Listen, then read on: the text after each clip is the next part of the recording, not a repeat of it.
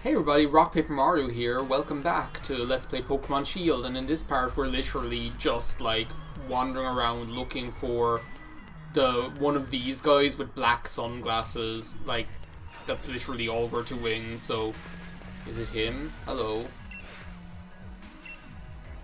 Awfully shifty, can't get him to turn around.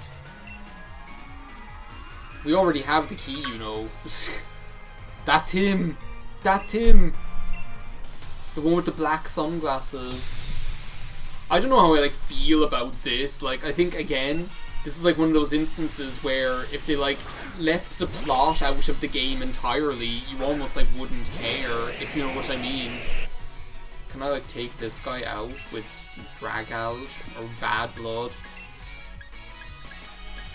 Dragon Pulse won't be very effective. Yeah, that's weird. They took away they made it so that Ghost and Dark were regular effectiveness against Steel, but they left it as being Dragon being not very effective. So, oh well, I'll go with the Slab. I'm getting very used to the Slab being quite a powerhouse here, to be perfectly honest. Plus, we have a Ghost attack. We have a ground attack. We have there's Marnie here to cheer us on. Thanks. Okay. Go Team Yell. The Slab speed rose sharply. Is that anything you ever thought that you'd see? So yeah, I think this is one of those instances where if they had just completely left it out of the game, you wouldn't really care. I don't know. The only parts of this game that I really don't like, or that I'm really kind of whatever about, are the ones that are okay, well, here's some story stuff, you know, because I think it almost feels, I still feel the balance is not really that great. I think, to be honest, Sun and Moon, those games pretty much got the balance 100% right in terms of the balance between story, between extra side story stuff and the extra side story stuff. And the Earthquake will still be the most powerful, and side story stuff, and your champion want to become Pokemon champion or whatever. It's a powerful move. Jeez, I didn't think Durant was so strong. But this game, I feel almost, I love this game for the championship stuff and the characters you meet along the way, and the Hop and the Bead and the Leon and the and the Marnie and everything, you know, all that stuff is so fun, and I love the little funny little interactions between them. But when they start including this stuff, it almost feels irrelevant, because it's this is just some random thing that's happening that I don't care about. So, oh, he ran off. No idea where he went, Gov. Well, I have a bicycle, so I don't care. I have a bicycle, so I don't care. I think he went... At one point he ends up in this phone box, I think. There he is. Or do we fight him again? Okay. Does he just have the same Pokemon? Because if that's the case, I'm just... Oh no, he doesn't. But I think they all have Steel Pokemon, actually, come to think of it, so maybe I should just start using Courgette for all of this. Either Courgette or the... Courgette should probably be the best.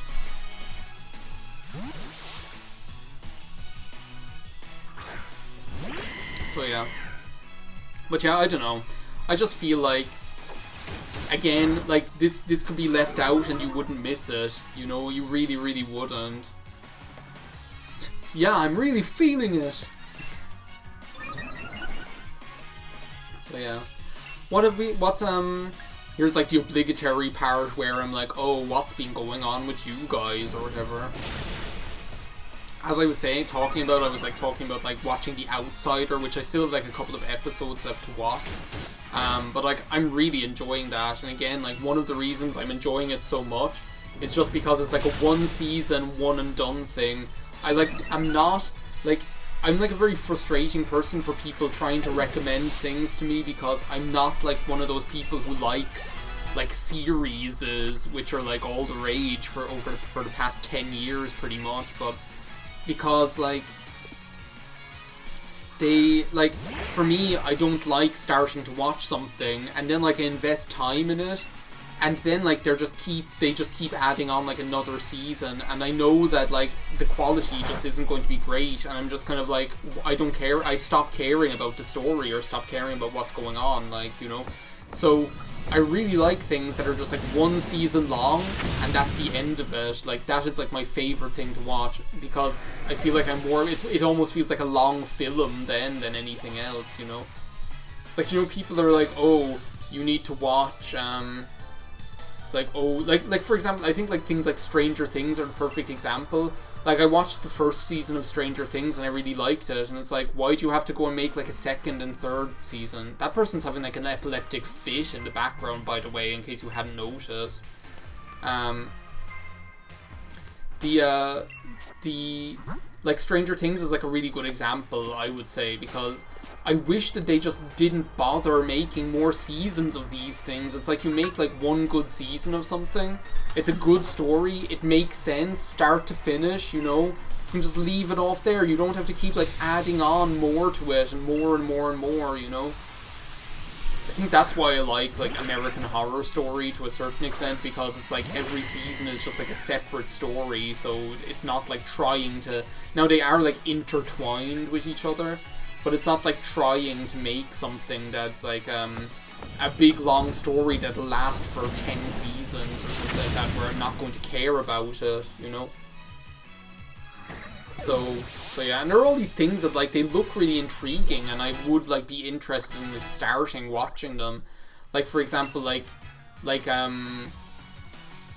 example, like Snowpiercer or something like that. Like they brought that out on Netflix, and I was like, that looks really interesting. But again, it's like, I don't want to like watch something that, I don't want to like start watching something. Yeah, you're the best, Marnie.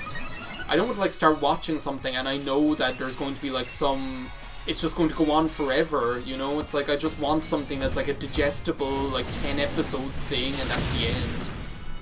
That's what I really liked about the Haunting of Hill House as well, you know. It's just like really like well crafted story that has like a good arc, you know.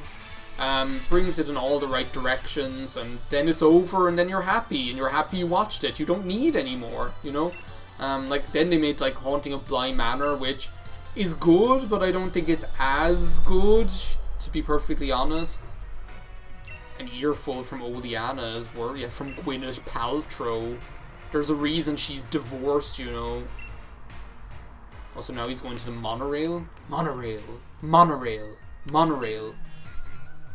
Corner that League staff member at the station together. Alright, Piers.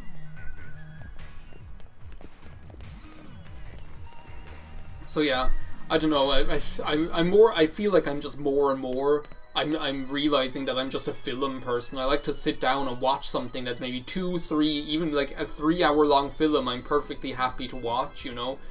But it's just like one story arc that like rises and falls, and then I'm delighted with it, you know.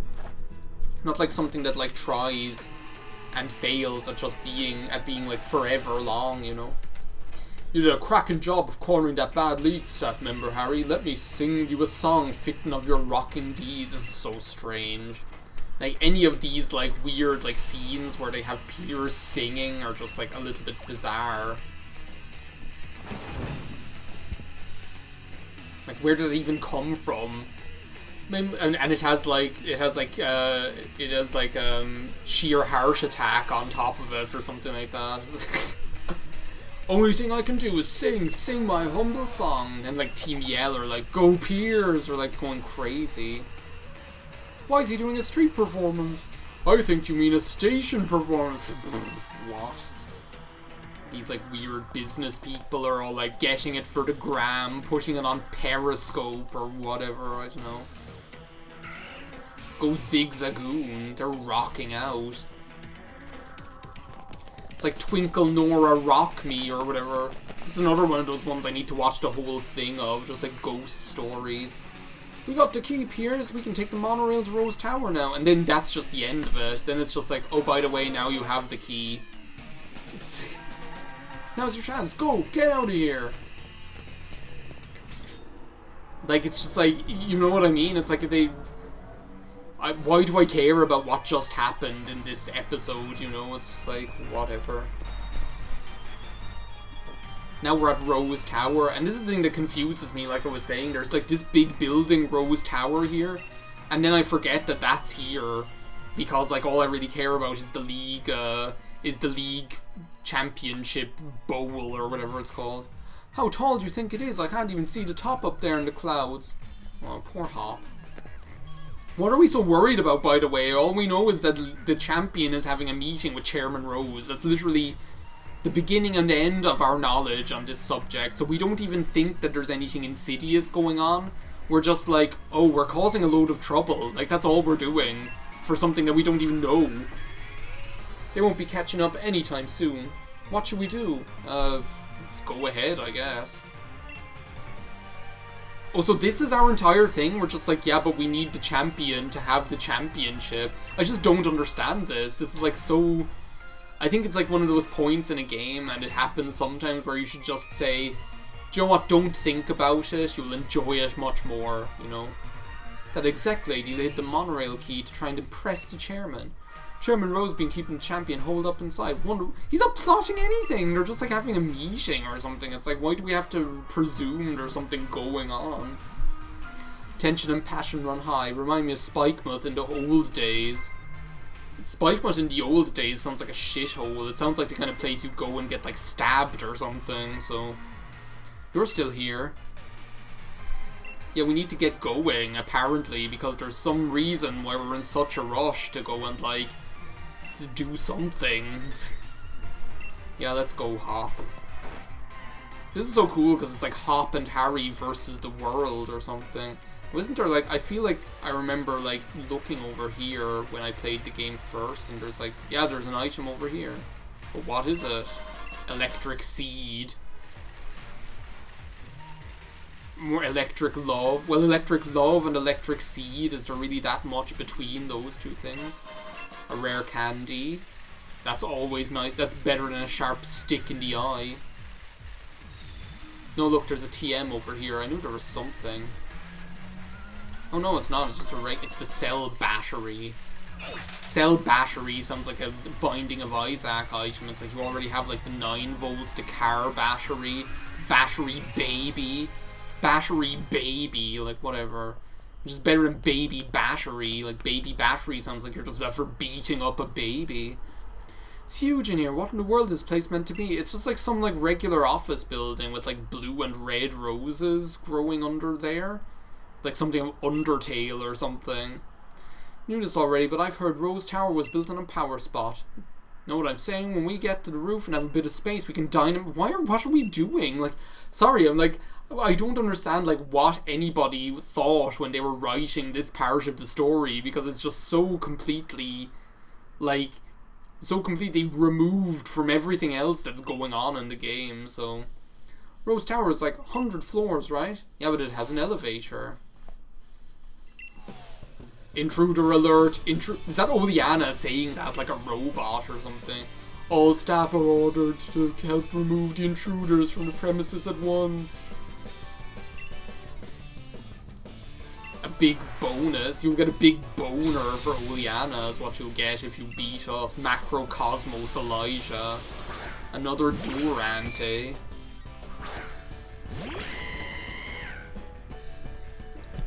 Well, we should be able to take you out faster with... I didn't even get to heal my Pokemon.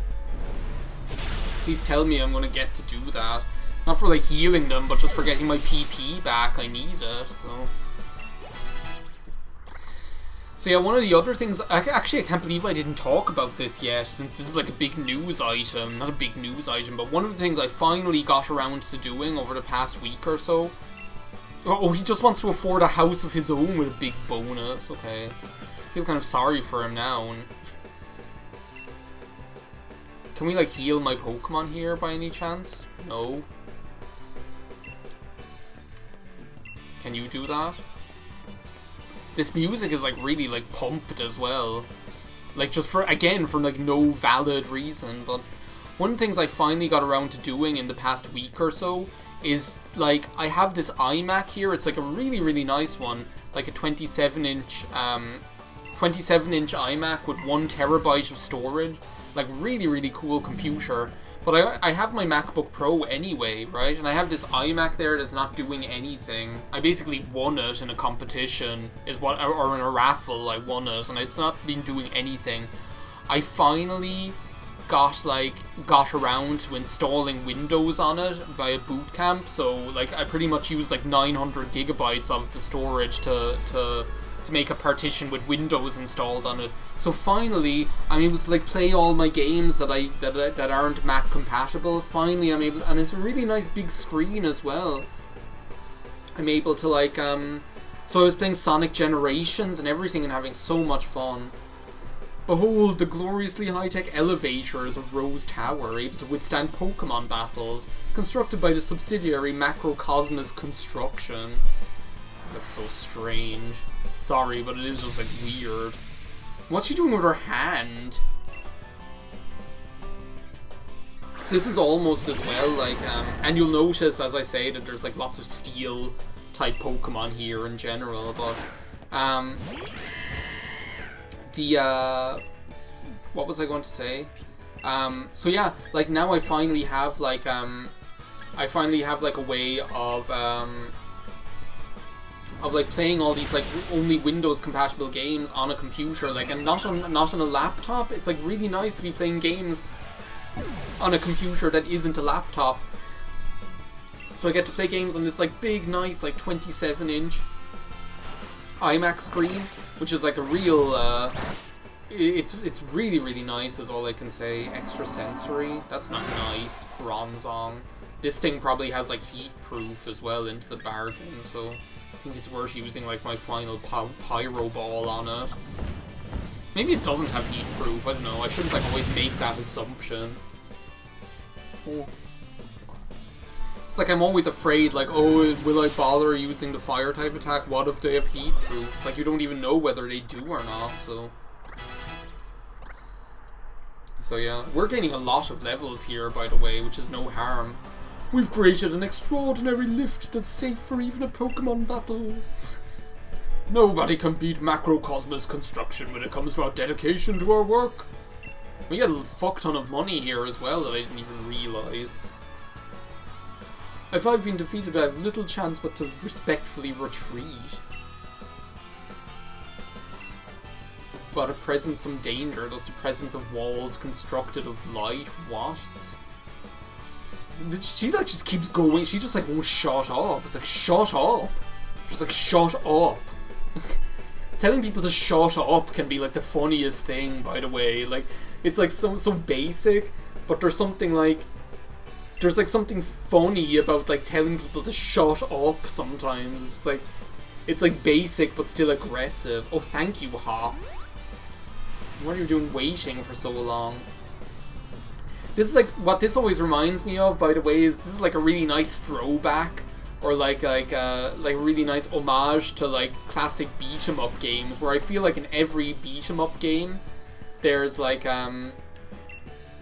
oh, so we're halfway there. Oh, he's from insurance. Do you have a life insurance policy? This is just like so weird. It's like funny, but it's also like, what the hell is going on? Like, it's just kind of hilarious, you know? There's something kind of like ridiculously funny about it. I wish I had Speedwagon, actually, to be honest, because then I could just be like heat waving everyone, you know? But oh well, that's life, right? This is probably like the one time in the game where Speedwagon could have been like, where like Heatwave could have been absolutely amazing, but no. Just forgot it.